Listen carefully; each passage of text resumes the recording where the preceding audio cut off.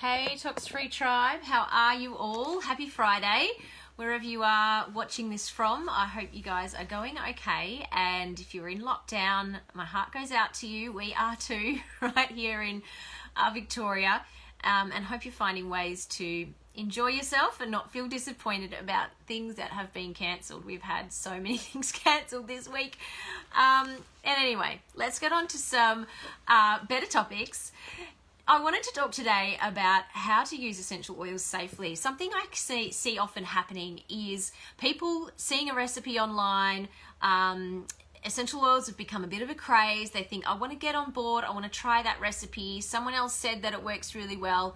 They go out and buy essential oils either from the internet or from the health food store or wherever they can find them, and they don't get the same results, or they get issues, all types of issues. So I wanted to deal with that because 90% of oil safety is choosing the correct oils. And my concern is that you go out and use these oils and you burn yourself, or you have reactions that are not healthy, or you are actually putting more toxins into your body than you intended, not realizing that you have chosen very inferior oils. So first of all, the first thing to know is that there is no rating system for essential oils. That means anybody can put whatever they like on a label. So it's not like food shopping. You cannot go and be very fastidious, grab your oil bottle, read the label. Oh yes, it says 100% pure. Oh yes, it says therapeutic grade. It must be able to be used on my body. It must be safe to smell.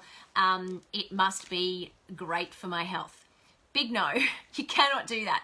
The only way to know if those oils are safe is to get background information from the company themselves. So you need to know that you are using oils that are from a company that sources them from organic farms. You need to know that you're using oils that are distilled for the correct amount of time. And I'll go into some of that a little bit more in a second. You need to know that the oils themselves are being harvested at the right time, that there is enough research in that company to know when the right time is to harvest. You need to know that the company knows what's happening at the farms. Did you know that the majority of essential oil companies just buy from brokers? So that's like the middleman. They don't even know where those oils are coming from. So you need to know that that company you are buying your oils from knows where those oils are coming from themselves. And one step further than that, actually have control of the process. So let me just go through some of the reasons why these are so dangerous. Now, number one, has anybody ever learnt anything about the dangers of fragrance and how fragrance can affect our bodies? So fragrance can give you headaches. It can actually mimic estrogen in your body.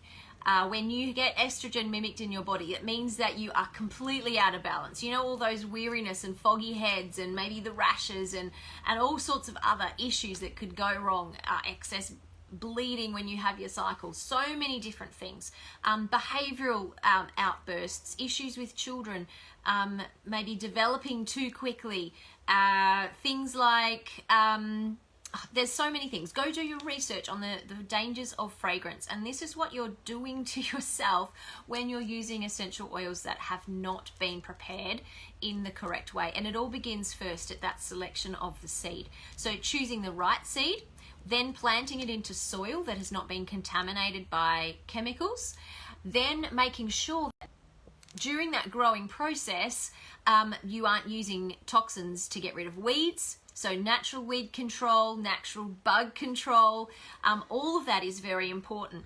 Then you move on to the harvesting. There is a certain time that every plant or every flower or the right time to tap a tree to take that essential oil. The temperature has to be right. The time of year has to be right.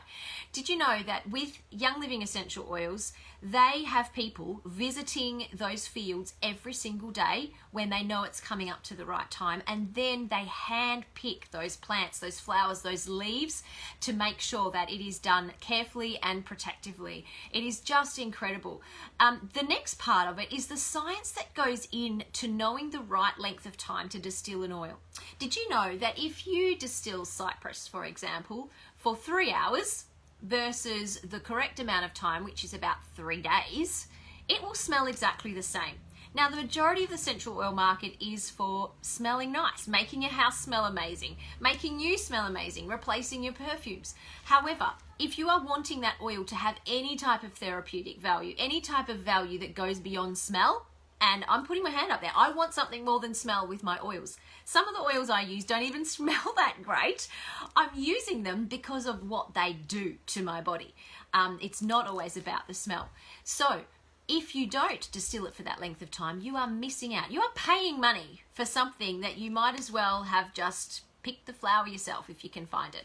It has no value for you. And yet, obviously, for companies that know that they can produce the same smell and they're selling it as a pure essential oil, you are getting something that is very downgraded compared to what you should be buying, and you are being deceived by what you are buying.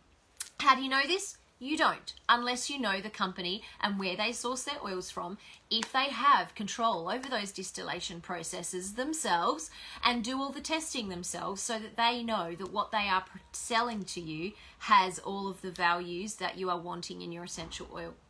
All right, so how can you tell that you are getting the right oil? Do your research on your company. Have you ever used essential oils and wondered if they were really working?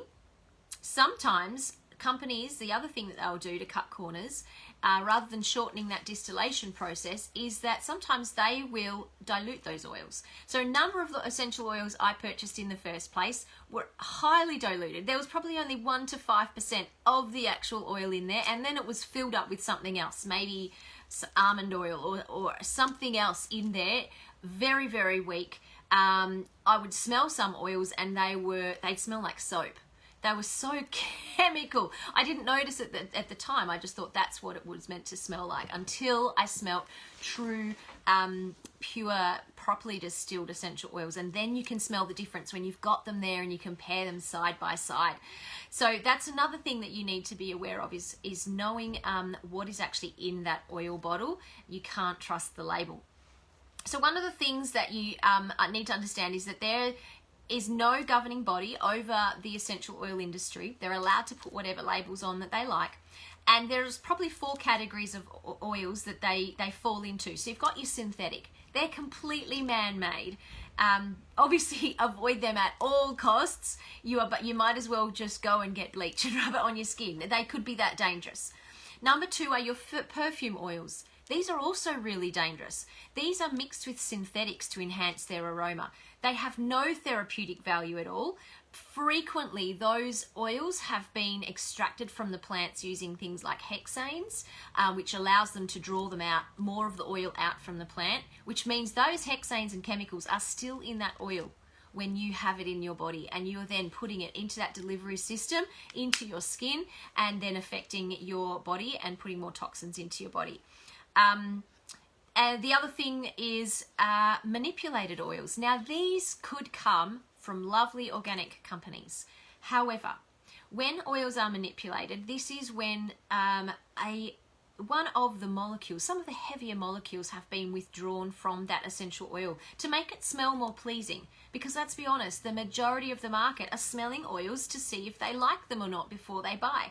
And when you strip some of those heavier molecules, you're removing that earthy, that dirty smell of the oil that is really natural to the plant.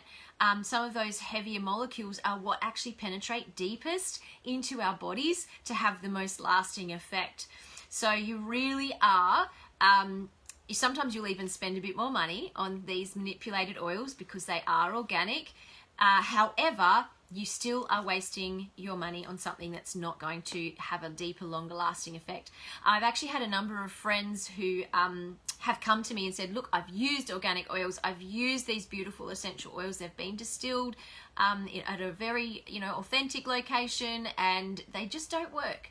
And so they've told me which oils they are, and they said even sometimes they will work and sometimes they won't work. There's no consistency with it. And so that has been really interesting. And then I've said, well, how about you try this oil that I use, the Young Living oils that I use, give it a try and see if there is any difference. And sure enough, within weeks, when they've been applying that oil regularly, they notice a massive difference of the consistency of that oil penetrating deep and working in the way they are wanting that essential oil to work. So it is not just, it's not just facts. There are stories to back these up of people experiencing that difference between using a cheaper oil, using an oil that's been bought from a company that just doesn't really know what is going on in that farming process, versus buying from a farming company. And Young Living are a farming company. They have the biggest range of essential oil singles and blends that exist within any essential oil company, and they are farmers. They are based around working together with local farmers in different communities. They support those communities financially. Many of these farmers have begun with Young Living very poor, struggling, and Young Living have come in and have helped to pay to up their facilities and their fencing and their soil quality. And they have then helped these farmers become very, very productive, and even blowing their minds about what they've been able to produce.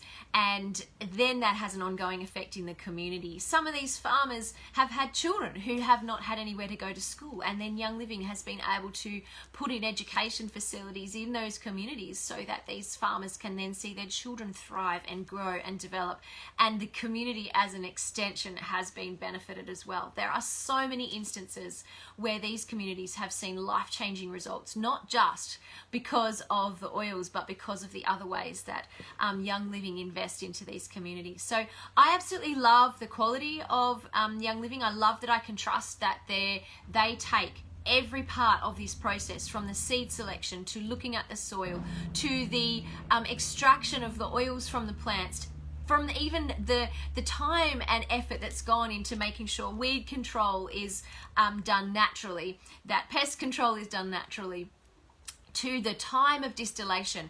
There are over 25 years of research that is done with these essential oils to know the correct amount of time for distillation for every single plant, root, piece of bark, or tree that is tapped. And then on top of that, there are 8 different tests that every essential oil goes through about 3 times. And if any batch fails one of those tests, the whole essential oil batch is thrown away.